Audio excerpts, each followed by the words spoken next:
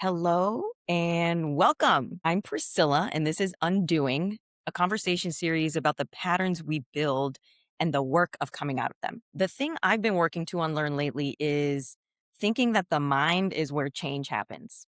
I've spent my whole life leading with it, so I understand my patterns, I can trace them all the way back, and I've done a decade of inner work. And even with all that, my body is still tense and braces at all times. And I only notice it when I take the time to pause and actually be with it. So it's like my mind has understood the healing and my body keeps holding it. So I've been speaking with experts about how to get out of the mind and into the body to access true deep transformation. And so far, I've spoken with a neuroscientist, a nurse who's also a somatic practitioner, and a psychotherapist, and each have had their own intertwining perspectives, and you can find those in past episodes. But what I don't have yet is the Eastern medicine view. So, the way Chinese medicine reads emotion in the body, such as the meridians, and how feelings live in organs in the tissue. So, there's this entire map that most of us in the West were never given. And that's exactly why I wanted to talk with Summer. So, Summer Reidie is a doctor of traditional Chinese medicine. Her work sits at the intersection of ancient wisdom and modern science. She helps people understand how emotions are carried in the body, why symptoms are often messengers rather than problems to eliminate, and how true healing begins when we learn to listen instead of suppress. Summer, I feel so grateful to talk with you on this subject. Every note in your intro speaks to me, and I just want to thank you for being here and for being open to this conversation. I'm so excited to be here. And I think you posted something the other day. It was a quote by Shelley Webster. The moment we give it a name, we stop fighting a shadow and start facing something real. And yeah, so when I saw that, I I thought, okay, this is an aligned conversation, and I'm really excited. Good. Yeah, thank you for sharing that. All right. So, Summer, most of us in the West grew up thinking that the body is like a machine that sometimes breaks. It's my understanding that traditional Chinese medicine sees it differently. Can you start by giving us that lay of the land? How does traditional Chinese medicine understand the body? So TCM really starts from a completely different premise. In the West, we look at things as parts. If something breaks, we patch it or we repair it through surgery or we patch it with medication. TCM really looks at the body as a whole. It's a landscape instead of a machine. We look at chi, blood, body fluids, and it moves through pathways we call meridians, and it connects every organ to an emotion and every tissue into sort of one continuous whole. In TCM, we really look at, health. Health isn't the absence of a broken part. It really looks at a balance and movement. Stagnation is the biggest enemy, really, in TCM. So when something isn't flowing, chi is stuck or an organ system is depleted. And that's when we see symptoms show up. So a symptom isn't the problem in traditional Chinese medicine. It's valuable information. It's the body telling you where the flow has been interrupted. So yeah, that's really the difference. There were already things in there that I had questions about, like got curious about. Okay, we thank you for the lay of the land. It leads me to my next question, getting a little bit deeper into this. You mentioned in Substack that in Chinese medicine, emotions don't just affect the body, but that they're reflected in the organs themselves. And you were kind of Mhm. speaking to that just now in the intro. Can you walk us through that? Like, what does it actually mean to say a particular emotion lives in a particular organ? So we have major organ systems in TCM, and it's not just a physical structure. It has an emotional component, and it even has a spiritual component to it. So I'll just go through really quickly. The liver governs anger and frustration. So when someone is chronically frustrated or holding on to anger, we see it as, tension headaches, migraines, a tight chest, irritability, because again, it's stuck and it has nowhere to go. So it becomes a depleted organ and then it becomes diseased. The heart in TCM, we houses what we call the Shen, which is the mind and spirit. So it's very much connected to joy, but also anxiety, insomnia. The lungs is connected to grief. The kidney holds fear. The spleen is about worry and overthinking. So when I say an emotion lives in an organ, I don't mean it metaphorically. I mean that the organ's function physiologically is shaped by that emotional pattern over time. So when we treat only the physical symptom, it's kind of like you're mopping the floor while the tap is still running, Mm. right? So yeah. Uh, that was interesting because you've said you've spoken about stuck and stagnation a couple times. What do you mean by that exactly? So in TCM, we have this thing, this very big idea of chi is really energy. And if it gets stuck in a certain organ, because let's say life is happening, right? A job loss, a relationship ending, we hold on to an emotional pattern where either anger, fear, and then it attacks that organ. And then we see the diseases, we see the symptoms show up. Okay. That I just wrote down. I keep taking notes on little things that are popping in for me. Holding an emotional pattern, I think were some exact words you used. I guess there's a lot of different examples of this, but let's use just one example, like the anger you said. So it's like if you're angry at someone for something that they did, you're still holding on to that instead of. I guess now I want to understand, like, how do you let it go? How do you keep it from getting stuck or stagnated? I love this question. And I have a wonderful example and I have her blessing to share it. And this is when things sort of really changed for me is a patient that I was seeing for 5 or 6 sessions, severe low back pain.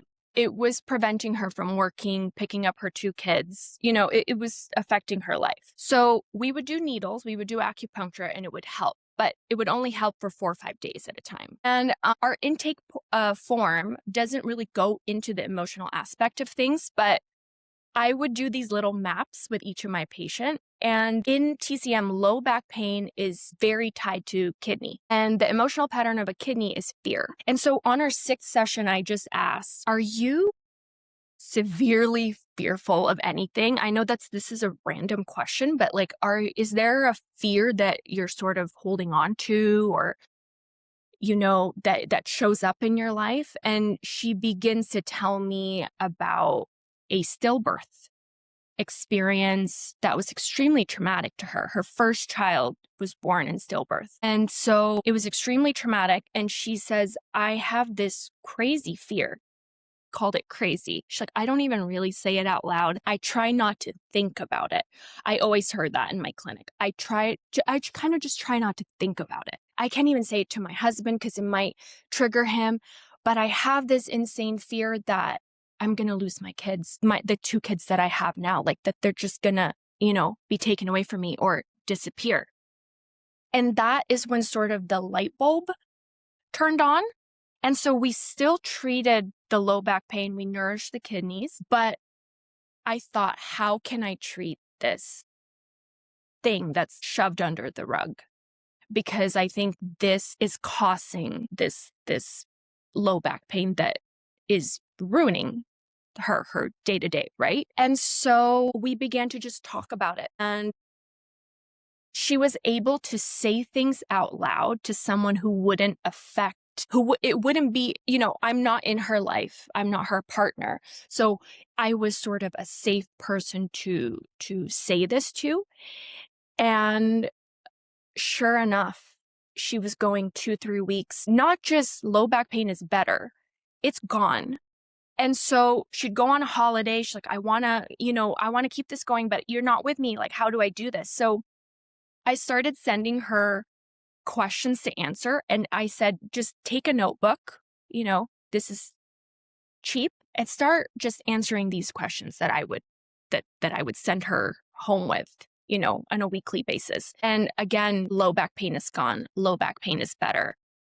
We're still doing the same things in terms of acupuncture, but we are now getting to the root of her problem, which was shoving down that fear. And then it was getting stuck and it was showing up in the body as low back pain. Yeah. Yeah. So Wow. that was an insane experience for me. And from that point on, I started to look at every patient in this light, right? Yeah. Wow. Thank you for sharing that. I feel grateful that we had that permission to share it. It was already giving me a bit of a map that was formulating in my mind about like pain, localized pain, upper back pain, which is what I suffer from, connected to an organ. So if you can probably do some research online, understand the connection, traditional Chinese medicine, and then understand the emotion behind that one. Like I feel like I'm trying to figure out how to do it on my own. But obviously someone like you would be just so expert in understanding this. And then it seems like the coming out of the stuck and stagnation is talking about it, expression, Mhm. even in your own notebook. Like you said, you gave her a Huge. notebook with Yeah. questions. Yeah. Huge. I am such a big proponent of having a routine that's just for us where we can sort of witness ourselves. Because of my experience with my patients, I've now seen the power of 15 minutes a day of answering a few questions, or if you're having an upset, having that time to digest and process through pen and paper. I mean, there's two ways. There's pen to paper, literally, not typing, but it's sort of a embodiment experience where you're answering a question in such a truthful, vulnerable way. It can be very uncomfortable, which is the body's way of releasing everything, right? So we're not just patching it. We are really trying to get everything out in the open. And the biggest thing that I've found is that it creates a safety, not with someone else. So not with like a therapist or a coach, which is wonderful too, but it's creating writing it down and you witnessing it and you feeling it creates such a safety within ourselves. And I truly feel like if we are safe in hearing our problems or feeling our problems or seeing our problems, that's when the body, like the nervous system sort of just relaxes. And that is what I have seen and that is what I found, even for myself. Love the power of writing. I'm aware of it. And I loved your actual any sort of like tactics to do is very helpful. So I appreciate you saying, like the 15 minutes writing instead of typing. That's all extremely helpful. I'm already getting so much out of this conversation, Summer. Thank you. I hope the listeners are as well. Okay. Okay. So moving on to a new question. In Substack, you also mentioned that when you shifted from treating symptoms like the back pain or insomnia to treating the emotional pattern underneath, that's when you saw the deepest healing. We're kind of going into that now. Can you share anything more about that shift that maybe we haven't covered just yet? Well, early on, I was really treating what was in front of me. So low back pain, palpitations, insomnia, the way I was trained to do, symptom by symptom. And I'd get results, but again, they were just temporary. The pain would come back or the pain would subside, but then it would come back somewhere else. And what changed everything for me was really seeing this patient go through this sort of evolution of witnessing herself and witnessing this thing that she's hid under the rug and can't even speak it out loud, to witnessing it, feeling it, and going, I'm okay after this. I'm safe after this. I can survive hearing this from myself and seeing this for myself. And that's really what changed everything. And a really big question that I started sending patients home with questions to answer. And I said, you just need a notebook. You just need a paper because, I saw this transformation. And I said, I started asking, what is this person's life actually asking of them right now? What are they carrying that has nowhere to go? Therefore, it's getting stuck. And once I started treating the underlying pattern, so the suppressed grief, oh my gosh, like I have so many, examples, but chronic anger, the fear that someone's been managing for years. The physical symptoms didn't just improve, they resolved. And that's when I understood that the body doesn't produce symptoms randomly. It's speaking the only language it really has left. Once we've stopped listening to it, right? We've stopped listening to, low back pain. Okay, can I get medicine? We've stopped listening to what is it actually telling us. And again, I really heard a lot. I just try not to think about it. And that was a cue to go, okay, we need to go deeper. Yeah, you gave us already two. I'm going to put that in the description. Those two questions. If someone doesn't know what to ask themselves, those were already two fantastic questions. I don't know if you've heard of Mm-hmm. this, but my therapist told me once about I suffer from upper back pain and there's no cause. I wasn't in a car accident. I can narrow down when it started. Like nothing changed at that time except like a move. I did move. And so I've spoken with her many times because it's been chronic for a long time. And you're already giving me ways to like, maybe there's other avenues here that I can be going. But one tactic that she gave me was sit with your back pain and see what comes up for you and write it down. And then sit with it and put the pen in your non-dominant hand and see what comes up for you. And I was really surprised about how much more accurate and specific things that came up in my non-dominant hand. There's something around like it accesses the part of your brain that you don't use all the time. That's not as like typical as your dominant. And so I wanted to share that with you in case it's something you want to try and see if it works and for listeners as well, because there was something about it that worked for me. I don't know the science around it.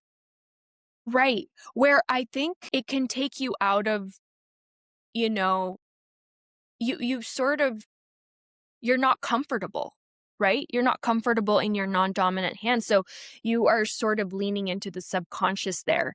And yeah, things can come up and things can come out. And that's a beautiful practice. I Yeah. want to try that. I'm Yeah. so Okay. open to, I'm and excited for so you. yeah, lovely. Yeah, you're saying uncomfortable again. And what I gathered from you earlier is I wrote uncomfortable on my note Hmm. around like that's where like transformation is happening when you're doing that, you're in that discomfort. And so many people don't want to be uncomfortable, right? Yeah. And that's why I love the 10 to 15 minutes because you can do anything for 10 to 15 minutes. That's what I used to tell my patients. Like you can do anything for 10 to 15 minutes. And another thing, speaking of uncomfortable, that came up a lot was shame. It was almost a common denominator for every single symptom that I would find. I haven't talked to my daughter in 17 years, or I lost my husband and I've just been sort of lost. And it was all, and then you kind of get to the bottom of things, and it was always shame. And I like writing and I love coaching. So I love writing and I love speaking one-on-one with someone, someone safe, someone who's not a part of your family, and, a therapist, lovely. But shame really thrives in secrecy, silence, and judgment. And that's what I have found. And when you can be safe enough to write it out, your deepest, darkest secrets, what you've been silencing, what you've been judging yourself for, if you can put it on pen to paper, there is an experience level of uncomfort that happens that we can become comfortable with over time. And again, I think that is what really kind of releases it and it makes it feel seen. Darkness can't exist in the light, right? Shadows, you have to turn the light on, right? In order for it to be no longer dark. And I had a patient that said, I'm scared that if I write it down, someone's going to find it. And okay, rip it off, get a glass bowl and burn it. And while you're burning it, take a deep breath, jump in place 100 times. It's very TCM to move the body and say a prayer. I release this. This is no longer mine to hold. So you can really make a routine and a simple 15-minute, 20-minute practice daily that is cheap, that is easy, but it gives a light. to what you've been suppressing and what's been in the dark for so long. Yeah. Yeah. It just wants to be seen, whatever Yes. it is.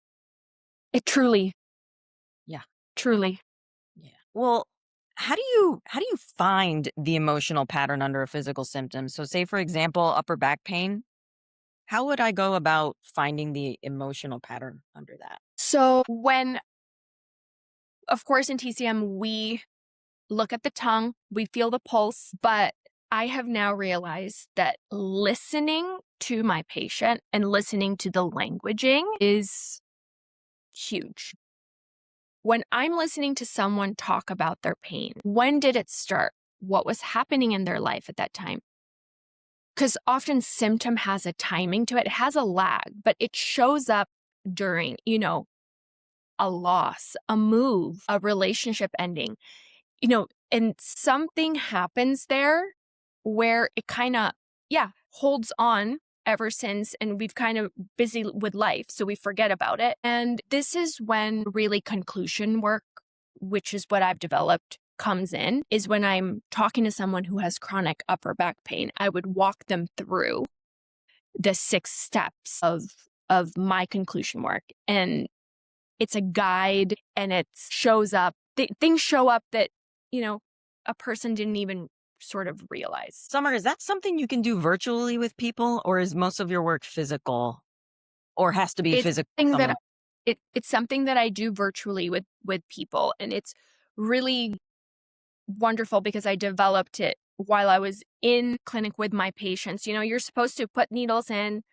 leave, come back 10 minutes, check on them, make sure everything is okay, leave, come back in 20 minutes. I began just sitting with them for the whole 45 minutes. And then I would, during that time, when I was a resident, I was digesting, master classes with Byron Katie, Diedrich Walsack. I was in, Peter Crone, all the teachers that I loved. And I accumulated a lot of ways to do the work that we're doing right now. And so I started doing it with my patients. And that's how I sort of began this. And now virtually is amazing. I mean, the fact that you and I can sit down right now like this is just wonderful. But yeah, virtually, but I did start it in clinic, testing things and seeing how things worked.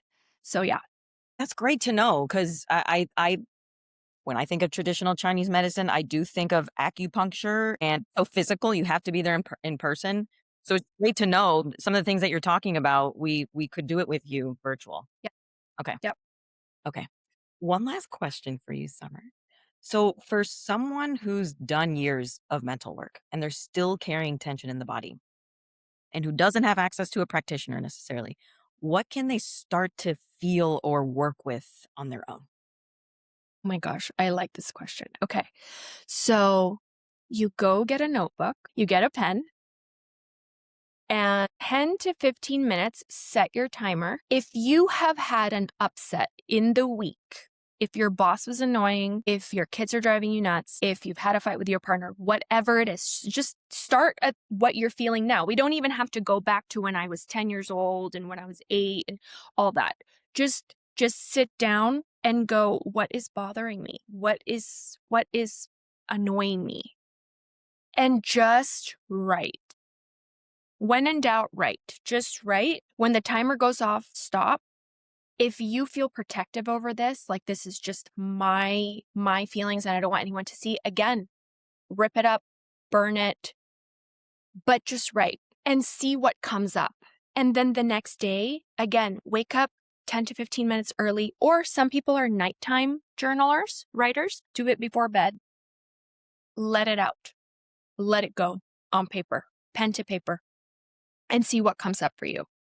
That is, it has been life changing. It has truly been a thing that I have found that has worked. And I have done, same as you, I have done all the courses, therapy, all of these things, somatic, classes and exercises. This has really changed a lot for me and a lot for the people that I've worked with. So that. Start with noticing and witnessing yourself through paper. That's what I like to That's a say. beautiful way to say it. Something else that was also coming up for me as you were talking is like, notice your body the next day as well. Like that pain normally, what's going on with it today? Because sometimes I have noticed that the pain, upper back pain, is elusive. One day it's on the right, one day it's on the left, one day it's gone. Like what happened? So like noticing any changes after the journaling seems like an important thing to add in to not like just ignore that because it's so easy for us to just go about our day. Oh yeah, and again for you, Priscilla, if you can put at the top upper back pain, right? Just put it at the top and then begin to just write and see what comes up. And then, yeah, the next day, upper back pain, moderate, severe, left Yeah. side, right side, gone. And Yes. then write, Yes. right?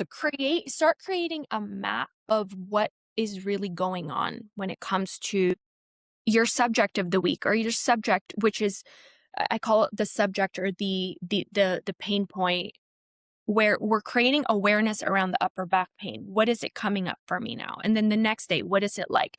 And this is again, it's not, you're not driving to a therapist, an hour session, driving back, making an appointment. We can do this. We Yeah. can do this. I love it so much. So good. Thank you. Like I can't thank you enough for the conversation, for all of your knowledge. Yeah, thank you. Thank you, Summer. And You're so welcome. thank you. I want everyone to know that Summer can be found on Substack at Summer's Curious. I have a link in the description below. And to the listeners, just thank you as well for being here. If this spoke to you, just know that you're not alone in this journey. And I'd love to ask and know from you, like, what questions do you want me to ask in the next interview? So let me know in the comments, and I'll see you in the next talk.